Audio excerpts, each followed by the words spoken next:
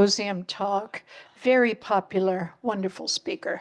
So Tom Jorde was professor of law for 25 years at UC Berkeley, where he specialized in the subjects of antitrust and civil procedure.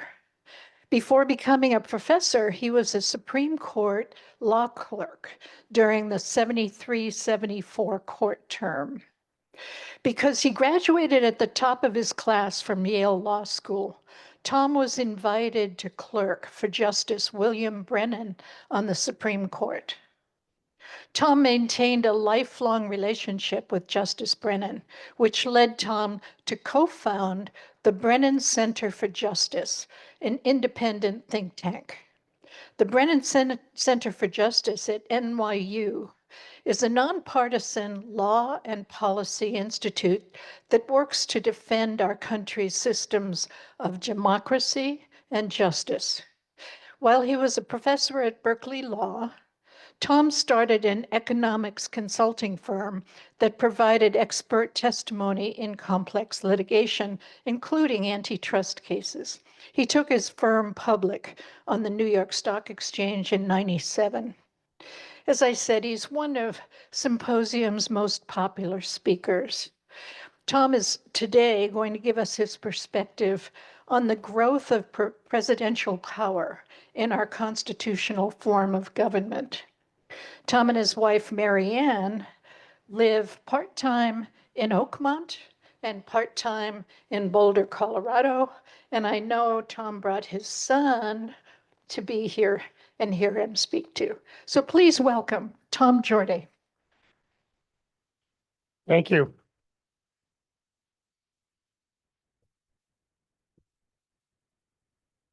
I want to thank Lynn McAleer and Judy Coleman, who have been instrumental in helping me with details and for that nice introduction.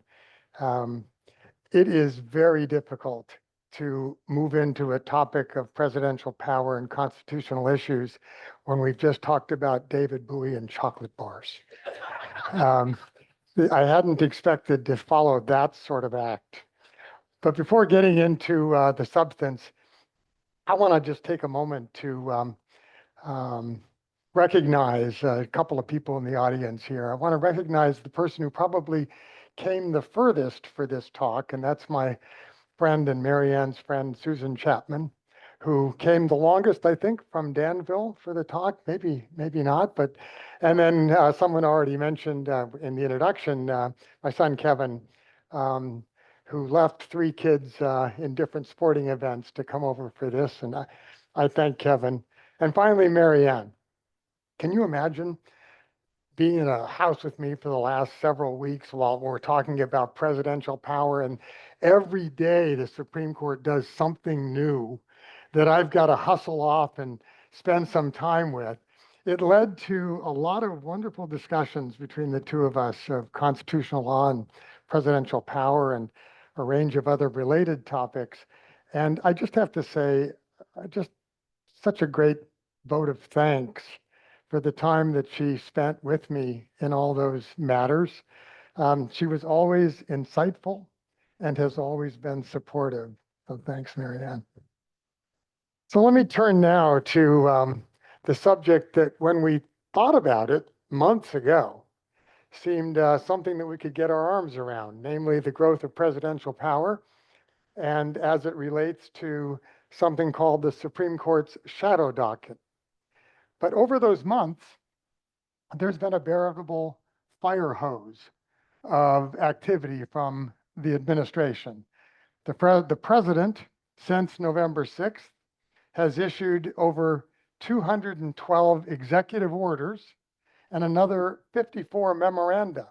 And taken together, these are all have the power of law. So you've got major institutional effects going on because of the executive orders.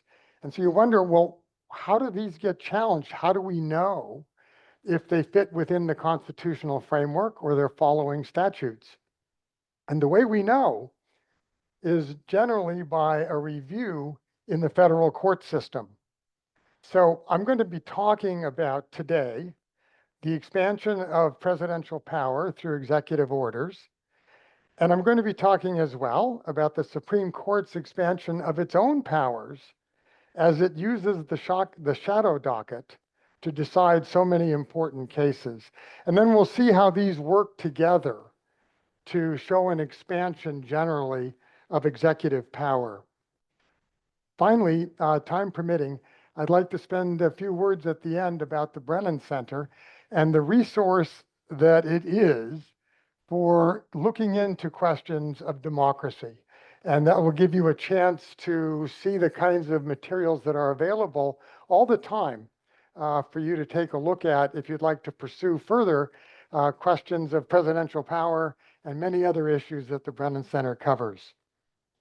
Finally, before getting into the substance here, let me just say that I will be posting all of my remarks on the website for the symposium, as well as a host of additional remarks covering cases that we're not going to have time to cover today, but which I've already looked into and written about.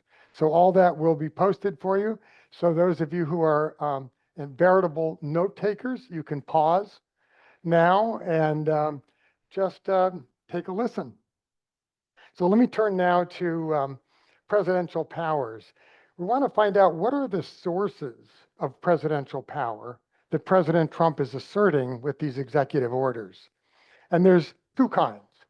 The first is basically straight from the Constitution.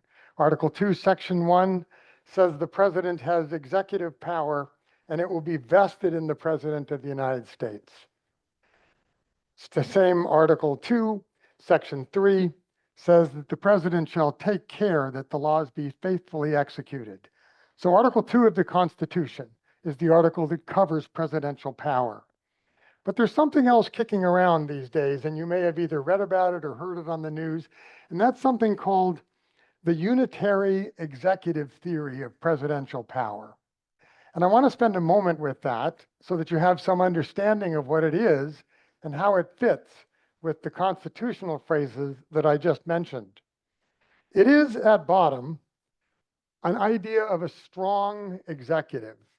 And the idea is that since the president is alone vested with presidential executive power, and since the president alone has the duty to take care that laws be faithfully executed, it must follow that the president is fully in control of how many governmental institutions should go about their business.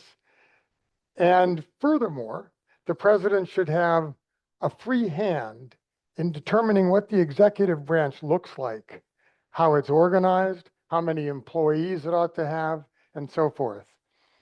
And along the way, in thinking about the unitary executive theory, there's an aspect to it as well, which is as the president asserts power in this way, it diminishes power at the Congress. And that is that the president will be reading executive power broadly in a way that doesn't require checking in with Congress, as perhaps historically has been more the case. The second area of presidential authority comes from statutes themselves. Because even though something may not be in the Constitution directly in Article 2, talking to the president's power, Congress can pass laws that give additional power to the president. And there are numerous statutes that do this. But one of the things that President Trump has been doing, and we'll see examples, is broadly reading some of those exercises of power that have been granted by Congress. And it's because of these broad readings of statute, or because of the broad view of unitary executive power, that many of the president's orders, these executive orders, have found their way into the court system. And I'm going to turn to that next, which is how is it that the presidential powers that we've just talked about are being challenged? How do they come into play? Well, they're challenged in the federal courts. And before getting to the Supreme Court shadow docket, let me just maybe give a short primer on the federal court system and how cases move through that. And let's imagine that the executive, the president, has issued an executive order. For example, an order to impound $400 million from USAID, that I said $billion, from USAID that Congress had already authorized the expenditure of. How does that go about getting challenged? A party who's aggrieved goes to a federal district court, that's the trial court level in the federal system, and asks for an injunction, an order from that court, stopping the president from the exercise of power in the particular executive order. A district court will grant an injunction if the party coming to the court, who's objecting now, is likely to prevail on the merits at the end of a case, and if the balance of harms and equities favor the plaintiff coming into the court. At that point, an injunction might be merited, and the district court could then grant that injunction. What happens when the injunction is granted?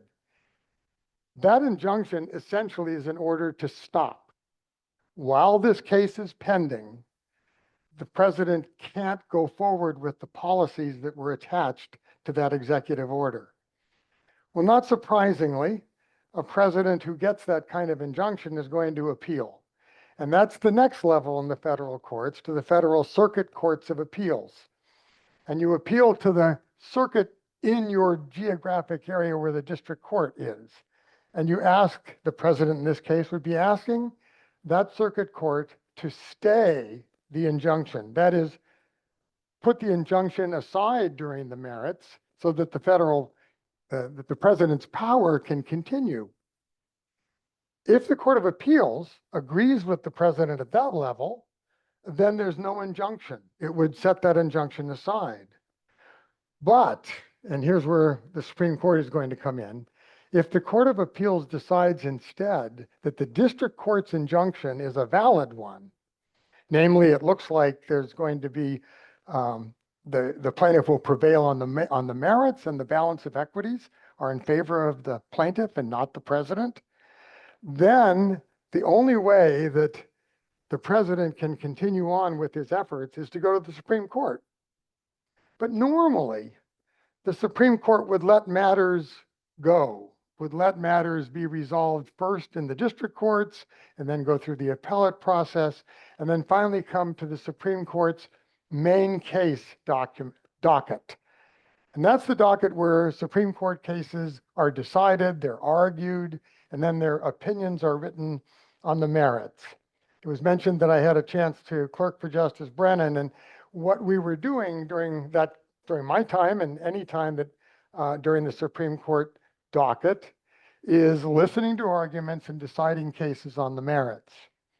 But at this point in my hypothetical, while we're appealing, we go to a different part of the Supreme Court's authority, and this is in the emergency docket, or what has been called the shadow docket. It's a shadow of the main cases. It's not the main act at the Supreme Court. Well, not until these days, because now there is so much activity in the executive, I should say, at the Supreme Court over the shadow docket issues that it's become extremely important. So I want to talk for a little bit then of just what is the shadow docket and how does it work. And after we go through that, we'll have a chance to move into some cases to see how the executive assertion of power relates to the Supreme Court's decision-making in the shadow docket. So what's the shadow docket? How does it work? So once the government needs an appeal because the injunction is still in effect, it can go immediately to the Supreme Court and ask the justices at the court to stay the injunction. In other words, please, justices, set this aside so that my executive actions, my authority under the executive orders can continue on while the litigation is going on. Notice that at this point, there's no decision on the merits. in those cases that are coming to the court on the shadow docket. We're only deciding whether the injunction should be in place or it should be stayed while the litigation is going on. Nevertheless, it's obviously important to the president or to the other side of whether, while the litigation's going on, the matter is going to be enjoined or not. To obtain a stay at the Supreme Court level, the party coming to the court, in this case we're talking about the president, needs to show that it has a strong case that it will win on the merits of the underlying litigation, a strong case, and that the balance of equities are in favor of the president in this case, that it's more important to let the activity go on during the course of litigation than to stop it at the very beginning. Obviously, the decision's an important one, but it's happening in an environment where things happen rapidly. The briefs are shorter than they would be for a main case on the merits, and the timing is much quicker. And furthermore, when the Supreme Court rules, it does so with very short opinions, if at all. So we're not getting a lot of reasoning behind what the court's orders would be in the way that we would get on an official Supreme Court case later that's on the merits. Well, how has the president done at the shadow docket? And we can report very well. I'm going to be giving you some statistics that are reported in a number of places, but one of them that you'll be able to always find shadow docket statistics comes from the Brennan Center's shadow docket tracker. I'll talk more a little bit later about the Brennan Center, but every morning you could pop up and, take a look. What's new on the shadow docket? President Trump has won 19 out of 22 matters that were appealed on the shadow docket. These are emergency appeals when in 22 cases there were injunctions stopping the executive order, all right? And the president comes to the Supreme Court and says, yeah, but we need to put those aside during the merits, and maybe the merits will decide different later, but right now we need to put them aside so my policies can continue in effect.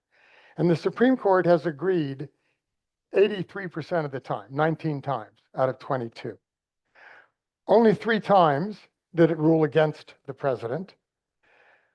There are 4 additional cases right now involving the president at the shadow docket, and these haven't been determined yet. They've been put on pause. And that suggests to me, and I'm not going to go into the details of each one, but it suggests to me that the court is having some difficulty with those and doesn't find itself in a position to immediately rule in favor of the president. But it's too early to know. So President Trump has had great success. But what does this mean, since the shadow docket doesn't decide cases on the merits? Well, it means that important constitutional and statutory questions are getting resolved in a way at a very early stage, at least in an interim fashion, while the case is being litigated on the merits. This is an expansion of Supreme Court activity that we haven't seen before.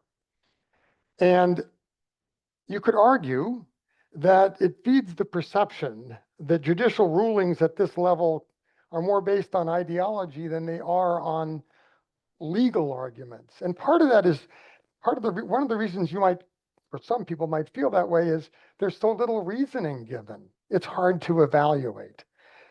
It's also difficult for lower courts to understand what the Supreme Court has meant when it has stayed an injunction. Is that a precedent? Does it control other cases?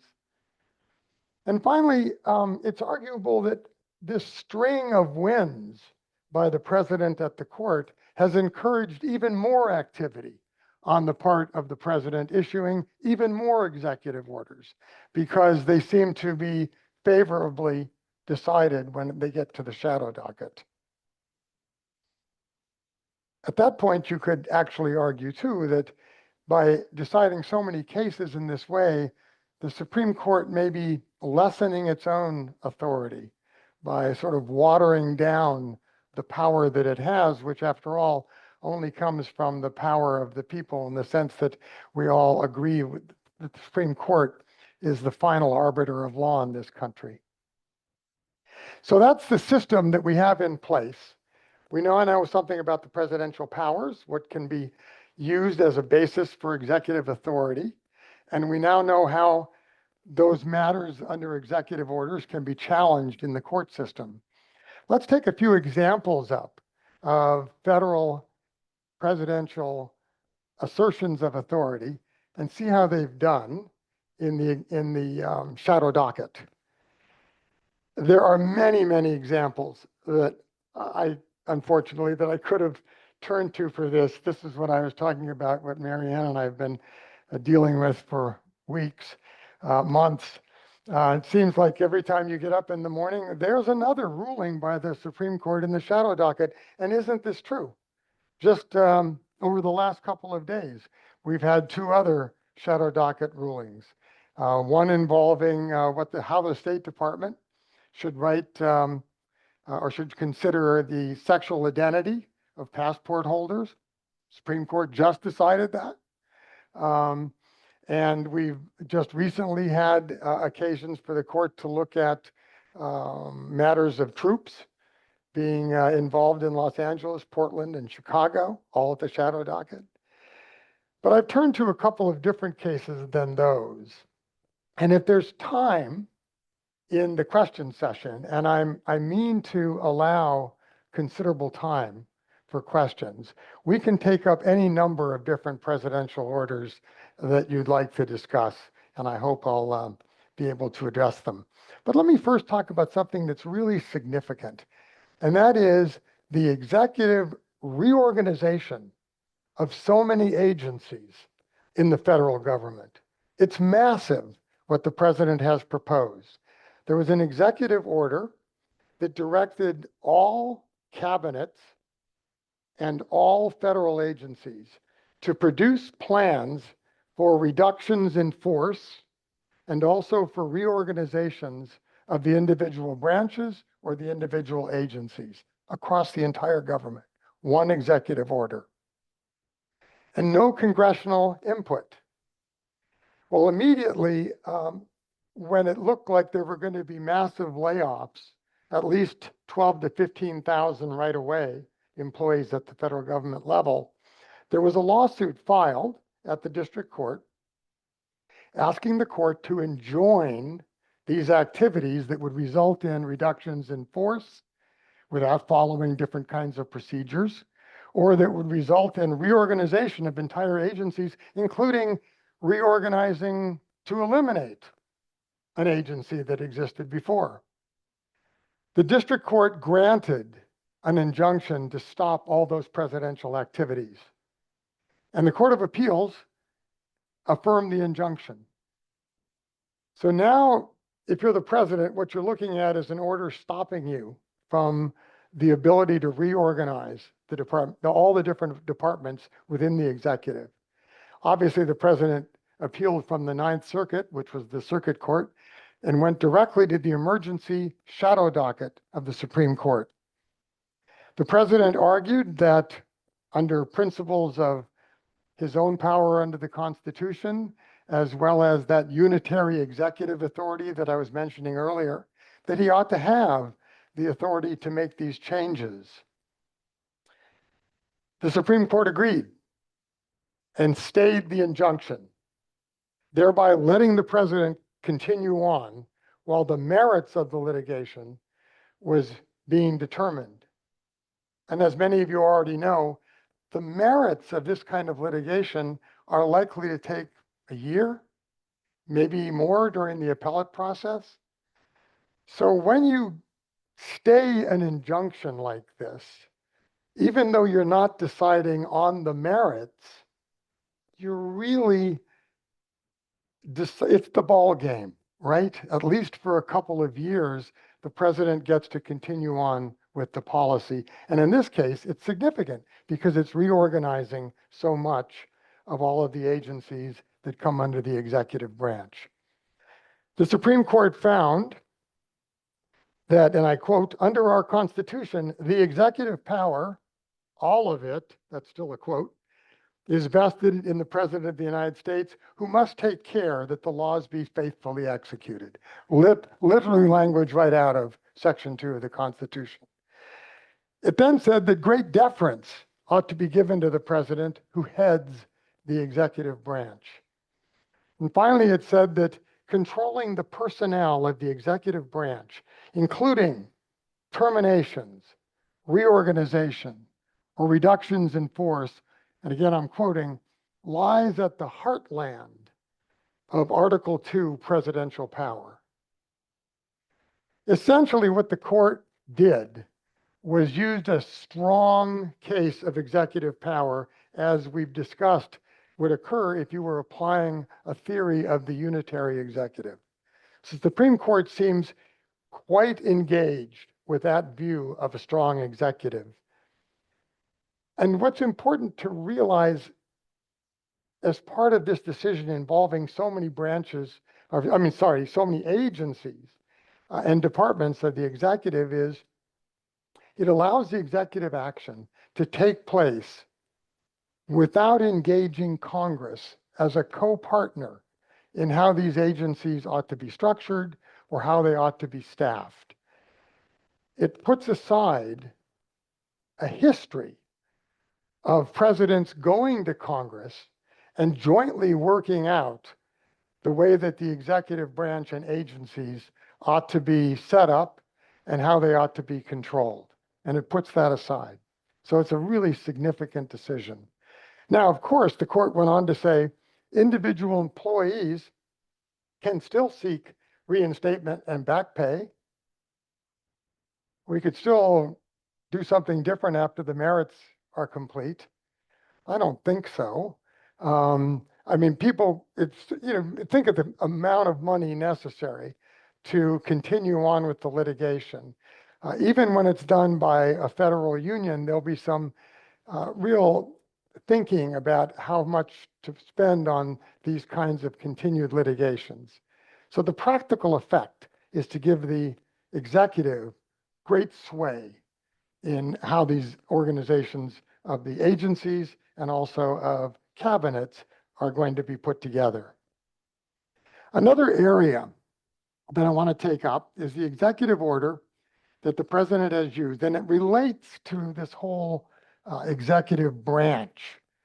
But the president had an executive order where he wanted to and did issue removal orders of Democrat appointees at certain boards of that Congress had set up. So Congress set the boards up, for example, the National Labor Relations Board, and provided for different board members to be there. And in many cases, as in the National Labor Relations Board, said that board members would serve terms and they could not be removed except for cause.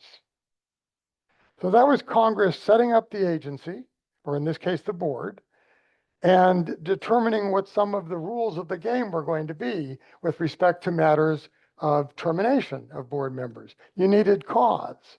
So the president said, no, you don't.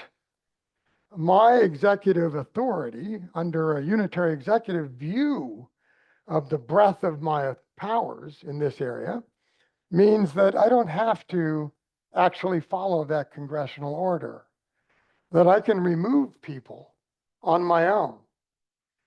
And so he then took steps to remove the Democrat appointees from the National Labor Relations Board, and also at the same time from the Merit Systems Protection Board, another board related to protecting federal employees. Immediately, there were appeals by people affected, the people on the boards who were going to be removed. They went to district court, and the district court granted injunctions stopping the president from removing those individuals, saying there had been no finding of cause. And so presidential power didn't extend this far. Court of Appeals agreed with the injunction, and then the president took that matter to the Supreme Court shadow docket, right, on an emergency basis, and argued, I will prevail on the merits later, and the equities ought to be balanced in my favor, not the people that I'm removing from the boards. And so I ought to have the authority now to carry on. In other words, Supreme Court, please set aside the injunctions and allow me to make these removals. The court agreed. Supreme Court stayed those injunctions pending merits of the litigation. And it did so, saying the executive power of the president vested in Article 2 gives the power to the president to remove people without cause who are executive officers exercising power on the president's behalf. And since the court found that these board members were effectively exercising power under the executive branch, they were under the president's authority. And therefore, the president, notwithstanding language by Congress creating the agency, the president could still carry on with the removals. And of course, it's going to take time for the merits of those cases to proceed. Those members have already been removed. So their relief in the future, should they prevail on the merits, would be back pay, maybe reinstatement, unlikely, but at least back pay. On its face, this is quite a change from the way that presidents have worked with Congress and understood Congress's language when they create agencies. But there's even one more aspect of this that makes the court's shadow docket order, setting aside the injunctions, so stunning in a way. It's stunning to people who have followed Supreme Court cases, but not stunning, I suppose, in the way this court has set aside other precedents that have existed, as in Roe versus Wade, for example. Here, there was a Supreme Court precedent 80 years ago where the president at that time had tried to remove somebody from an agency where there was protection under congressional language that removal could only be for cause. And the Supreme Court stepped in and said, well, you can't remove someone without cause because that's in the statutes. And Congress has set the agency up and it's set the boards up.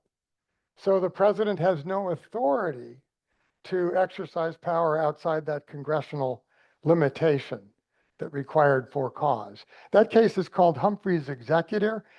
I only mention the name here because you're probably going to see it later when I believe the Supreme Court will overrule it more officially than it has just now with the shadow docket and its staying of the injunction.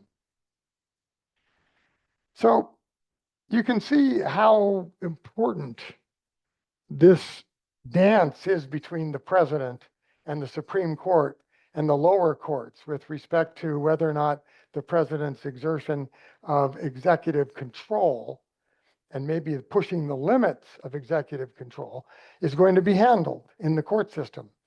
As I mentioned earlier, there are many other shadow docket cases that we could discuss and maybe a few later, but I want to turn next to another important case that doesn't technically involve the shadow docket, but it does in a way, which I'll come to.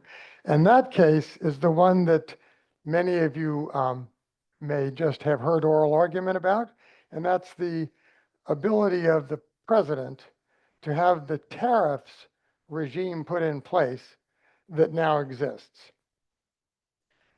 Before getting to the tariffs case, let me just mention the other shadow docket cases that we don't have time for now, unless we set up a seminar to go through all of these things. But they include, here's a quick list, important areas. Impoundment, the ability of the president to withhold funds that Congress has already allocated.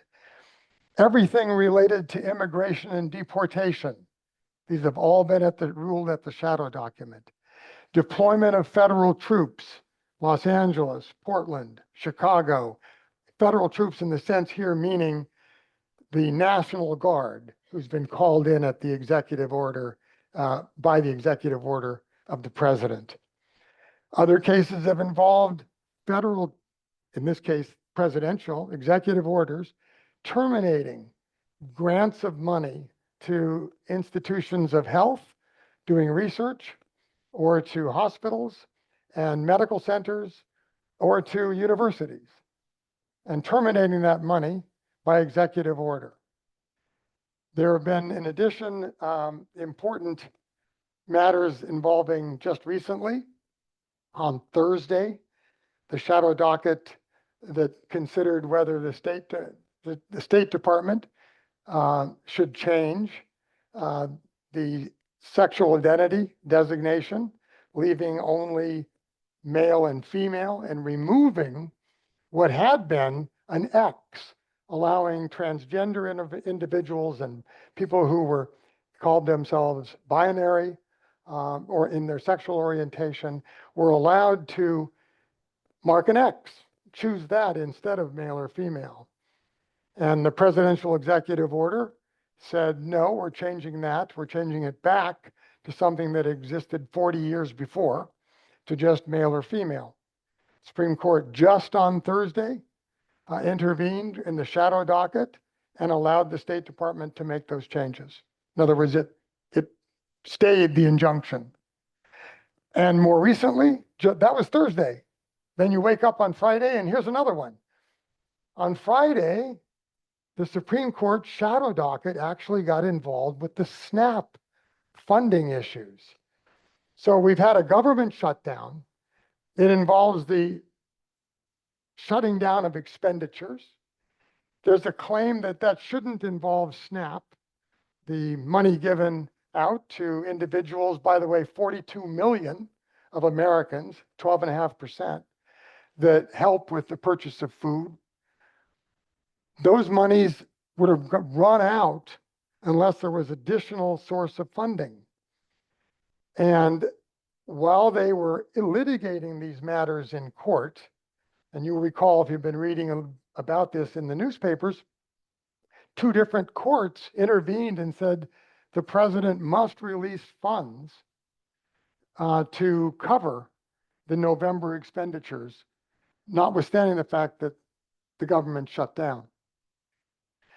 And there's been a battle then with the president about, well, how much should I release? Is it only one fund that gives half of what we need, or there's another fund that we could tap that would fund the entire month, but it's not as directly applicable. The courts pressed the president and said, you've got to, under our version of looking at those funds and our read of the statutes, the president needs to release the funds. At this point, the Supreme Court entered in. The president appealed immediately to the Supreme Court, and a stay was granted. This is an unusual stay. This one was granted not because there was a look at the merits of whether the president would prevail in this. It was granted instead to give the First Circuit Court of Appeals time to decide this. And I expect it will be decided by tomorrow.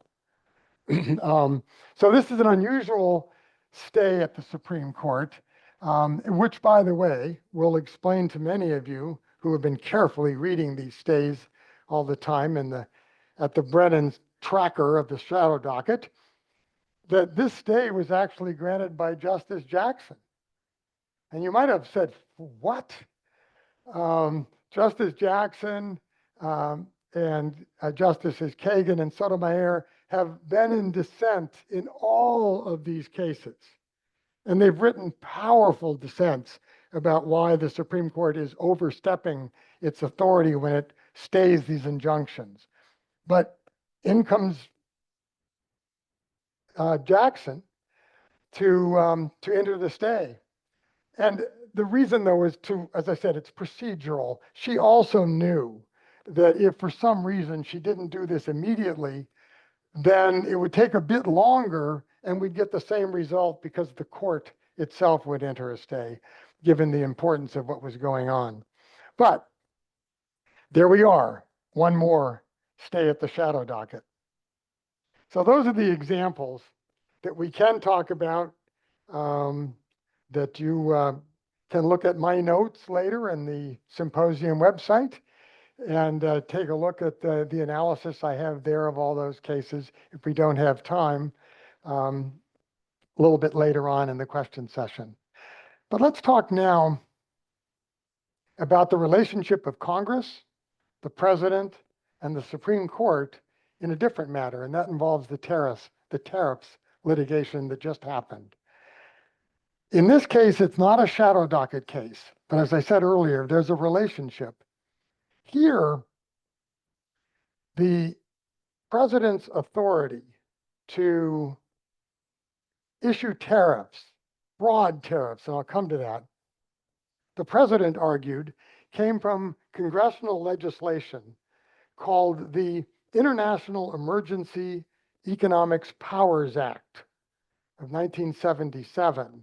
So under that authority, the President claimed the right to do all the things he's done, and that's many different things, with respect to tariffs. Go into some details in a moment. That was challenged by small businesses. It was also challenged by many states who got together to challenge the tariffs because of the negative effects on people within those states. And the small business folks were saying, we're going to bear the costs of all these tariffs, and then we're going to end up having to try to pass them on to consumers. We need to stop this because the President doesn't have this breadth of authority. Lower courts enjoined the President's tariff regime. The President immediately appealed to the Court of Appeals. And by the way, at that point, the lower court in this case issued an injunction, but stayed its own power. It didn't make the injunction effective while the matter was being appealed. So then the Court of Appeals agreed that it was a valid injunction, but agreed also that it should not be entered yet until the Supreme Court had a chance to look at it. And on an emergency basis, the matter was taken to the Supreme Court by those small businesses and the states who said, we need to get a ruling on this that actually stops this whole tariff regime. And while we got an injunction at the lower courts, it's not in effect. So we're here to appeal from those lower courts so that we can get a ruling on the merits. The Supreme Court granted an emergency, not a stay, but an emergency hearing and an emergency schedule. It was expedited so that it could be heard quickly because there was so much at stake.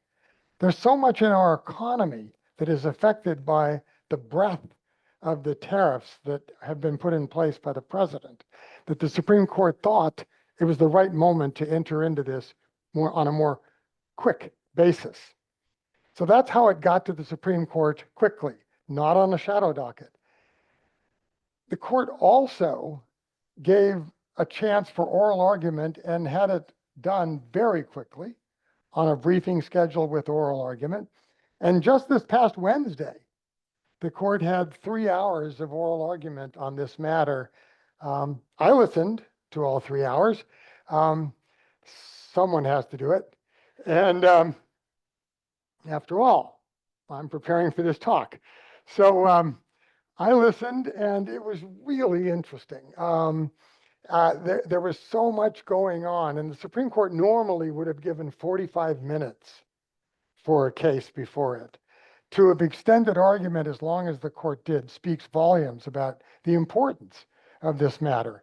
And also how important the court was seeing itself as a branch of government who was now going to have to intervene and decide at the highest level whether congressional statutes ought to be followed or whether a broader version of that statute, as the president saw it, ought to be followed. So really there's a lot going on in this case, and the court took it very, very seriously. You've probably read in the papers that almost all the headlines were things go badly for the president. It's great skepticism at the Supreme Court. Well, I want to talk about what the issues are, but let me just interject here. That is how it might appear, but that doesn't mean the case will be decided against the president. At oral argument, justices often take great care to ask questions that are hard and fair to both sides. So you don't know sometimes what the opinion is eventually going to look like. The issue in this case is really quite narrow. It's one of statutory interpretation. Did Congress, when it passed that act, give the president the authority to issue tariffs against all countries globally that have no limit, where the president has no limit on the amount of tariffs or how long they might run, nor are any justifications required? That's how the president read the statute. And by the way, that is very unlike 5 or 6 other statutes that already are on the books that govern the president's right to make tariffs. This one only gave the president authority to, you ready for this? Regulate importation. There are a lot of other words that go with it, and the Supreme Court spent a lot of time on words. But basically, the question is, when the statute only says the president can regulate importation, for example, stopping it or requiring licenses, those were mentioned, does it include tariffs on those imports? The word tariffs was not in the list that Congress provided in the statute. But the president said, if I can regulate, well, that must include tariffs, even though the word is not there. That was the single issue in front of the court. That's what's being argued at the Supreme Court. There's a question here of statutory interpretation, and here's how the Supreme Court is likely to handle this. It's going to review whether, when the statute is vague, in this case, where it says, or it's ambiguous, perhaps, not vague, can this amount of power be extended to the president, covering so much of the US economy without specificity in the legislation? And that goes to something called the major question doctrine at the Supreme Court. It's a new doctrine created out of whole cloth by this Supreme Court when it decided to set aside President Biden's efforts to alleviate student debt. And that's the way the Supreme Court did it. It created a doctrine called the major question doctrine. It looked at authorities that the President Biden was using and said, there's no specificity in those statutes that would have allowed the president to enter into such a massive economic action as forgiving student debt, which, by the way, amounted to about $400 billion. So that's what the Supreme Court did, and that's why, and it sounds, you can understand, it's maybe a good thing to require Congress to be more specific in delegations of authority to the president if you're going to have these kinds of great impacts on the economy. And that's, I think, where the Supreme Court spent the most important questioning going on at oral argument. Because what the court was seeing was that tariffs clearly had major economic impact, but this statute was not specific. And in addition, another reason that it seems to raise the question of a major question doctrine is this involved a tax Now, president and the president's lawyers keep saying tariffs aren't taxes. Everybody knows that's not true. They are. In effect, they are to be paid by American importers. The money goes to customs. That's a payment. That is the kind of thing that Congress controls in its power to tax. Tariffs have always been included in the power to tax. So the additional question is, can Congress extend or give away its powers to tax with tariffs to the president without being specific?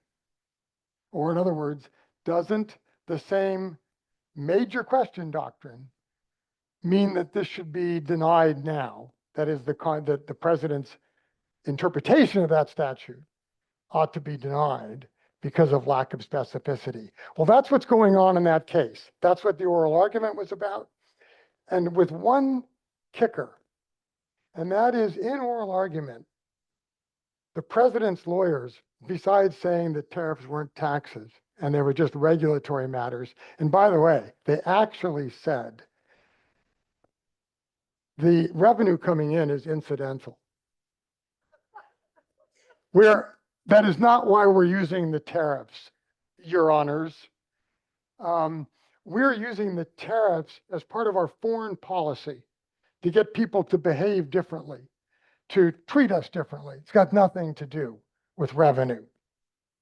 When I heard that, my first reaction was, well, tell that to your boss, because how many times have we heard the president talking about the massive amounts of money going into the Treasury? And indeed, it's true.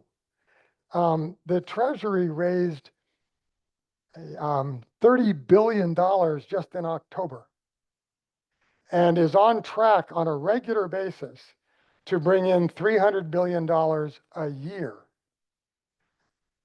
But this is another way of saying this is a major part of the economy and has a major effect in the economy. So what about, it looks like it teeters, this presidential idea teeters on the major question doctrine.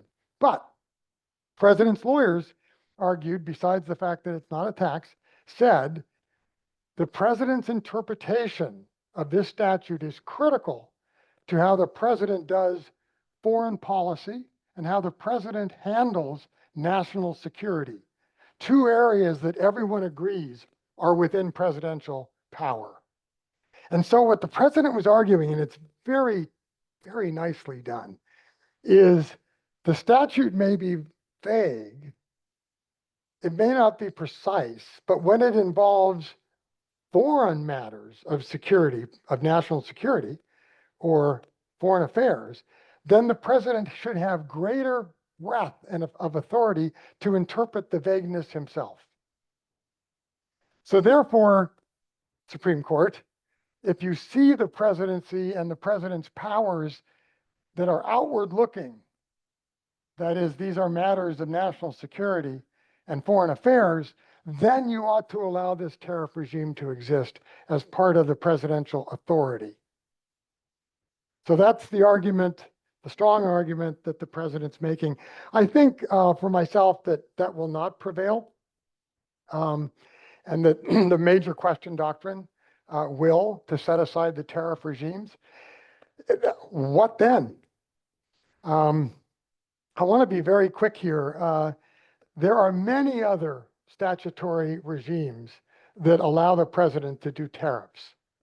I believe the president will follow those, will continue with the tariffs, and just say that all this falls under these new regimes, and there'll be more litigation.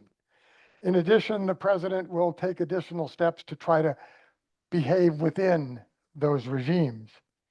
What about refunds? It's possible that people who have already paid the tariffs might be able to use procedures in courts of claims and the like.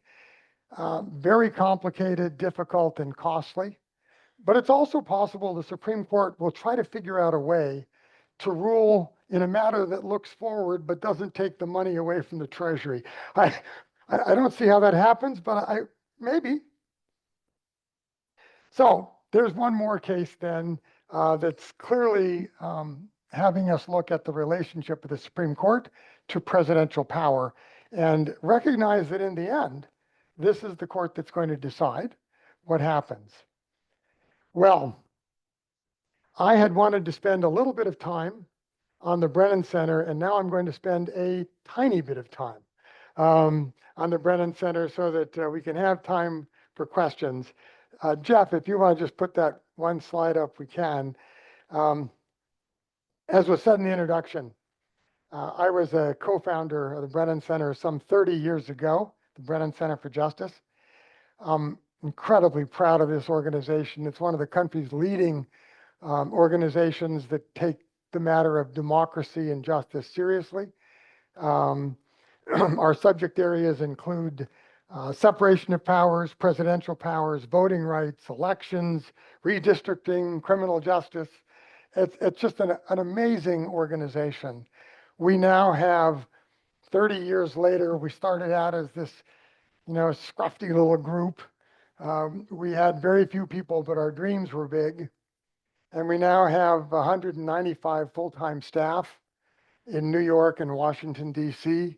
And we have an annual budget that we raise every year of $65 million. And people have been generous. They've seen the importance of democracy issues, and they've seen the Brennan Center's ability to press forward on those issues. I bring the Brennan Center up right now because one of the areas of its concern has been presidential power, of necessity. It's part of the constitutional view of powers, and so it's one of the things the center takes a look at. And it's been very active in this last 9 months because of the activity at the shadow docket and the large number of executive orders, which I've mentioned earlier. The Brennan Center actually has a shadow docket tracker, and it has many other pieces of information, reports. And by the way, let's see, I don't know what's up there, Jeff, but there's a slide that has the brennancenter.org site, but you can just remember that one, brennancenter.org. And it also, if you go there, you'll get to the website. It's beautifully done, letting you get to many different subject areas. And when you get there, you'll find that there are reports. You'll find things that we do called explainers. For example, there's an explainer on the Alien Immigration Act. There's, I should say, Enemies Act. There's explainers on the Insurrection Act. There's explainers on what to do with the National Guard. And it just goes on, and you'll find that information there. So I wanted to make you aware of it. And finally, I wanted to just indicate, since we just talked about tariffs, that one of the other things the Brennan Center is really good at is filing amicus briefs, that is, friend of the court briefs, in Supreme Court cases. And in fact, we're so good at this that other organizations allow the Brennan Center to organize how the amicus briefs ought to be filed at the court so there's not too much overlap. We filed an important brief in the tariffs case. And again, it will be in the materials at the Brennan Center. But I can say it was interesting. George Will, still writing columns at the Washington Post, did a column on the particular case and cited the Brennan Center amicus brief throughout that column as effectively arguing that the president should not have the extensive scope of tariff power that he's trying to argue for under the Emergency Act.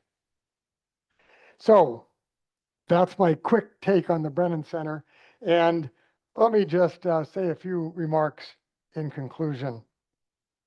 My hope is that as a result of our discussions today, it's mostly my discussion so far, that you have a better understanding of presidential powers, how they can be asserted, but then also how they can be challenged and what the process is that gets us up to maybe the shadow docket at the Supreme Court. I also hope that you'll take a look at Brennan Center materials anytime you have questions in the area of democracy and you'd like to follow up. On a bigger picture, some make the case that all three branches of government are failing us right now. That the president is asserting power and control that's radically more aggressive than has been done in the past, and it stretches the reach of executive authority. And second, that Congress has been acquiescing. We all know that there's deadlock, in the Congress, that it's very difficult to get things done, and that Congress, by its inactivity, has been indirectly supporting these extensions of presidential power because Congress has not been inserting itself as an equal branch of government as a check on the power of the presidency. And finally, there's a view that the Supreme Court's own use and extension of the shadow docket is itself facilitating the growth and primacy of presidential power. And the taken together, some worry that this is moving the country in an authoritarian way. That is not a term that I adhere to. I know that many in this room think that way, that that's the direction we're going. I'm not there yet. I'm more hopeful. That's just part of who I am.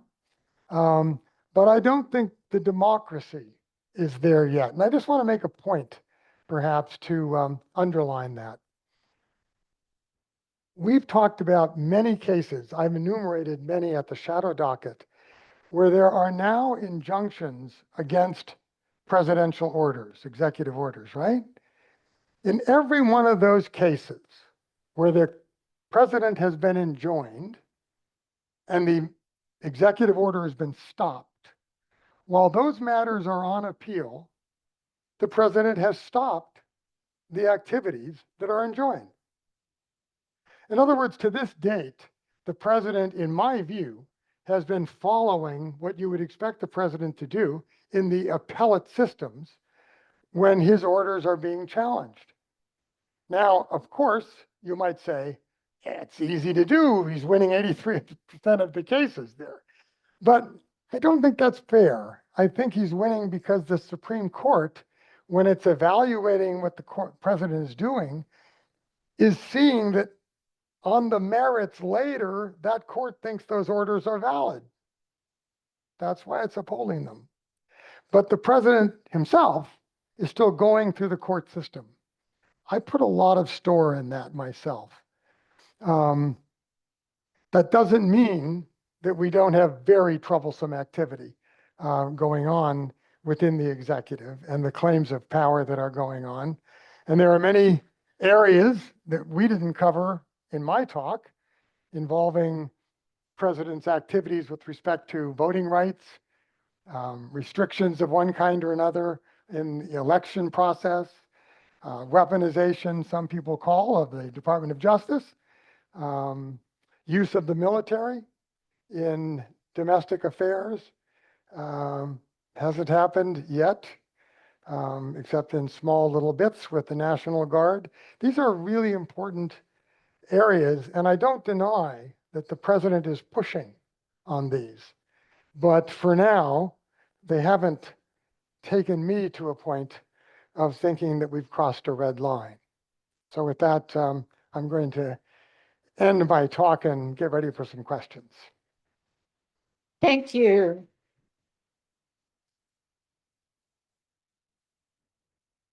So we will take some questions, but I want to ask the first. Uh-oh.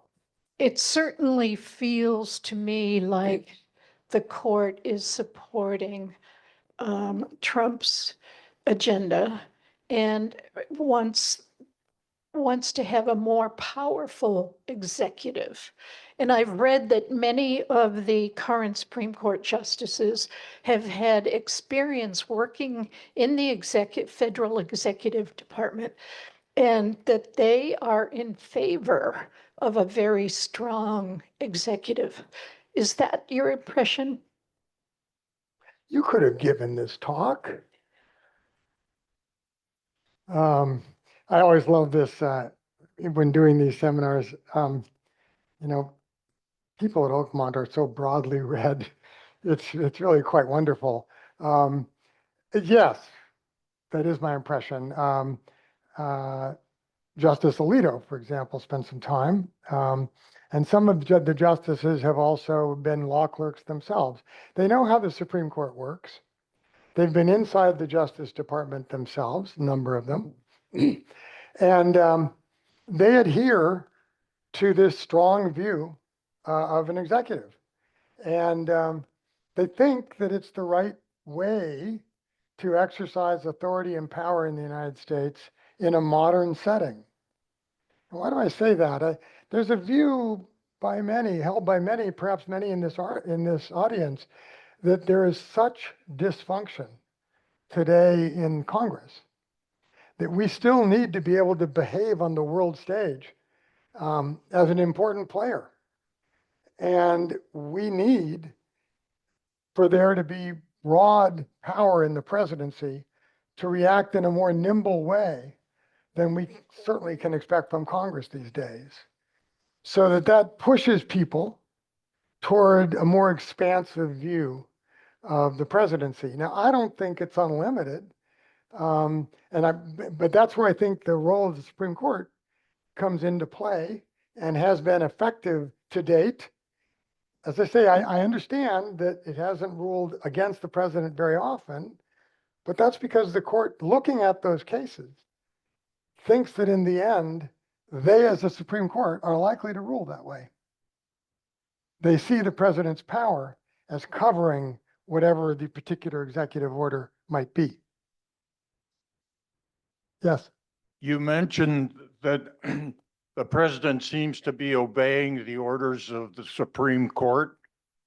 What happens if someday he says, to hell with the Supreme Court, I'm going to do it my way? Yeah, that's my red line. I know that's not an answer, but that is exactly my red line about whether we have a democracy or not.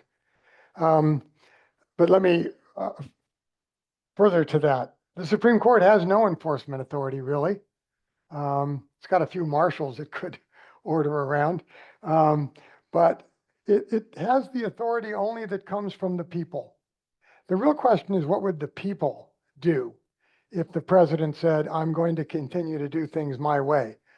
And I hope that that would cause a great deal of activity on the part of the people to oppose such a notion, because that would be a complete breakdown of the kind of constitutional government that we've got. By the way, if I can just real quickly, that very issue came up in the Nixon tapes case. I happen to have been the law clerk for Justice Brennan when the Nixon tapes case was being discussed. And if some of you have been to other symposia that I talked about the Nixon tapes case in some detail. But if you remember, and we're old enough to remember, President Nixon was asked, would you abide by by the Supreme Court if it ruled against you, which would mean that you'd have to turn over these tapes to Congress? And the president said, depends. That was Nixon's answer. It depends. And I guarantee you, that was part of the reason that the Supreme Court was unanimous and it broke up in different opinions, but on the result, it was unanimous. I think that's the message the court wanted to give another branch of government who was saying, I won't abide by the court. But it would be a complete breakdown of the way that we've had constitutional power here. Yeah. Yeah, you mentioned the ideology of the current Supreme Court. If Biden did what Trump is doing now, If what? if Biden, President Biden, was doing the same thing that Trump is doing, would the Supreme Court rule the same way? And I'm thinking of the example of the student loans, 400 billion, but there's a lot more at stake with what Trump is doing. And my second question is, how long am I going to be able to stay married to my wife? Good question. Both good questions. All right. On the first question, you're just talking about what Biden, right? Yeah, look, all the justices have their own ideology, right? I mean, it's just so silly to talk about calling balls and strikes or something. You come to the Supreme Court as a fully developed person. You have views, and you have views about how the law should be interpreted and how you ought to approach that as a judge. That doesn't mean you can always predict where someone's going to go, but you can look at their background and have a pretty good idea. And most of the judges at the Supreme Court have been judges before, so you can see what they've also done in their past. What would have happened with Biden? Well, let me answer that in two ways. You asked again about the student loan case. I'm glad you brought this up for an additional reason, which is that all presidents use executive orders. They all do. When they can't get something through Congress because of the dysfunction there, but they think it's really important, they issue executive orders. Obama, Biden, the executive orders everywhere. Now they got challenged in courts, and the court systems maybe came out less favorable when it got to the Supreme Court. And using Biden as an example, Biden tried to eliminate $400 billion of student debt by the stroke of a pen, by signing an executive order. Well, there's a lot of people in the country who thought that isn't the way you do government. And so there were appeals that went to the Supreme Court. And it was in that case, the Supreme Court decided this major question doctrine and reversed. That's why I think that that was only a couple of years ago, to create a doctrine and enforce it against President Biden and then not do the same 2 years later with President Trump, really over the top with this possible differential, which I brought into play in my talk. And that is that in this case, the president's lawyers are arguing that what's involved is foreign policy and national security. And that was not involved when the major question doctrine was applied to Biden's use of an executive order to eliminate student loans. On gay marriage, there is an effort to bring that to the court. And I am trying to, you may know the answer, I'm trying to remember whether the court has actually granted any emergency appeal on this basis yet. Do you know?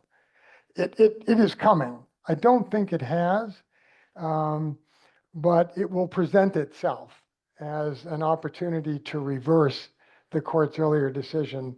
I just don't see that happening. I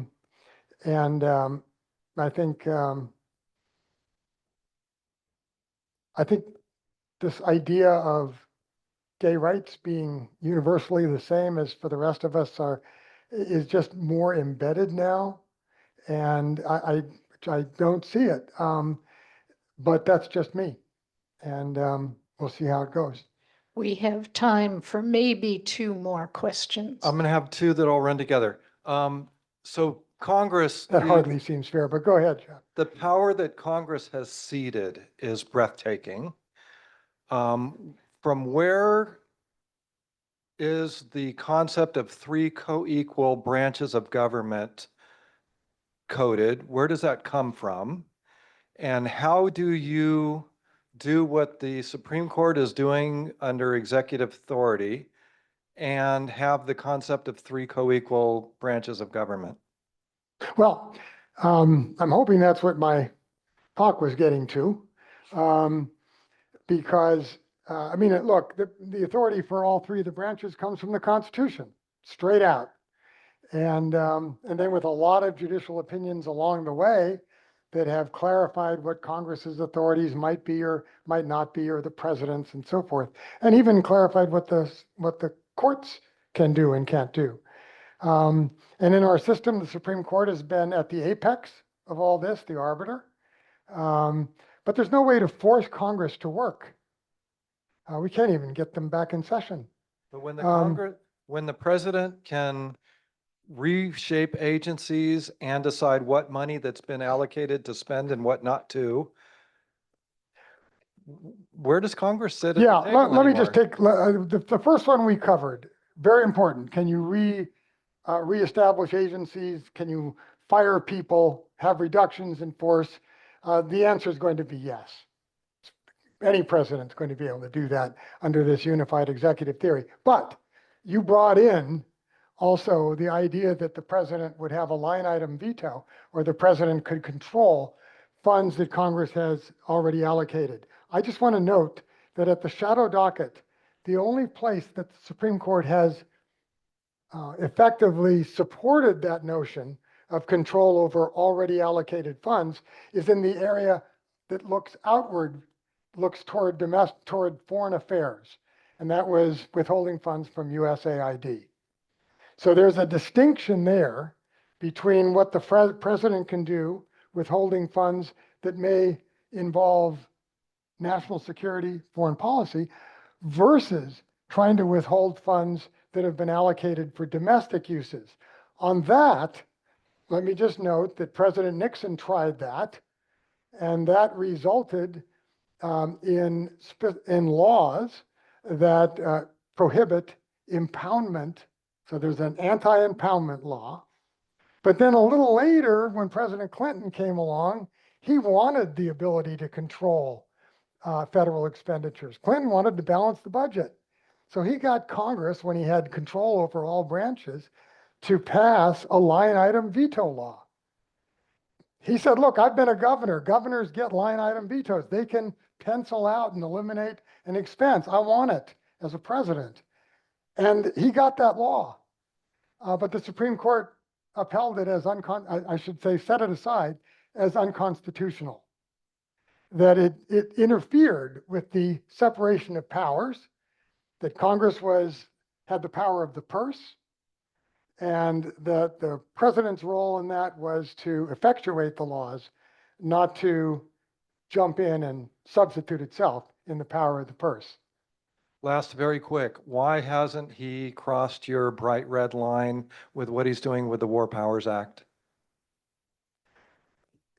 Because nothing officially has been invoked, and what's gone on so far is a discussion on the part of the presidency that any activity against Venezuelan drug running ships in the Caribbean is an activity against cartel drug behavior that affects the country and its security, and it's not a war. That's the president's view. It hasn't been challenged. There's been no judicial look at this. Should it be seen as a declaration of war? There are differences of opinion on that, and I'm gonna duck out on that one, simply saying I actually haven't looked at it carefully enough to see whether there's something behind the president's distinctions. I know where it could go, of course, but I don't think we're there yet. Well, such a complicated topic. This could go on for I think it hours. still can. Who's got another question? It's, Right here. Tom, yeah. it's you got 5 minutes till noon. Yes, I haven't taken any political science classes, but everybody I talk to is very, very concerned about the fact that all democracies eventually fail and how fragile they are. And I look at a lot of this stuff as being unrepairable, and it's scary to me. So the other thing is I look at the justices as being a stacked deck, that they researched each and every one of those last few justices that are making a difference now. And I see it very dysfunctional, and Trump's controlling them. So how do you react to that? Okay, yeah. That's another view. Look, the justices, what can I say about the justices? I will say this, elections matter. It's really sad. Where we are today is so far away from where we might have been. So elections matter. You say the deck is stacked. It's stacked only in the sense that people followed constitutional methods of appointment, and the justices were approved in a constitutional fashion, and you get the court that you get under that constitutional way of doing things. It's in our Constitution. And by the way, in my law professor kind of thing, I like to always be an honest reporter. You know, a lot of people in this country thought the deck was stacked when it was the Earl Warren Court. And in a lot of cases, we're 7-2 in the other direction. So it kind of depends on what period of history you're in and who had the appointments at the Supreme Court in that time. Getting to your larger question, what's happening with democracies? At this point, I wish that my younger son, Chris Jorde, was here. He's a new professor of political science at the University of Colorado, and this is what he teaches, is the politics of democracy, and particularly on a comparative basis, which is his specialty. I talked to him about this before the talk, and he pointed out that, you know, there's lots of different varieties of democracy. We've gotten very used to our own, and it's powerfully wonderful to have the separation of powers that we have. But there are many functioning democracies that we would call democracies that do not have systems of checks and balances that are as powerful as ours, the ones that we're wishing would be more powerful. For example, a Supreme Court. There's no authority like this in Britain or France or Germany. Not the kind of authority that we see in a Supreme Court and its abilities to be the apex decider of things. So to me, the greatest issue is, and we're going to see what happens in a few years, the biggest issue to me is whether we maintain a system of fair elections where people have the right to vote and their vote is counted and not excluded. That, to me, is what democracy is all about. You can change things here and there, but that's it. And I would say we need to be vigilant about that. It's hard as individuals. That's why I spend so much time with the Brennan Center, because we aggregate the views of individuals there and try to be an organization then that becomes the point of a spear in making sure that these matters are followed and that, for example, that elections will be fair and well done. And if I might, just a word on the Brennan Center again. We produced a few years ago what has become the Bible for all 50 states running elections in those states. And it is a Bible of how to run fair and inclusive elections. And it's down to granular detail about what to do, how to call lawyers if something's happening.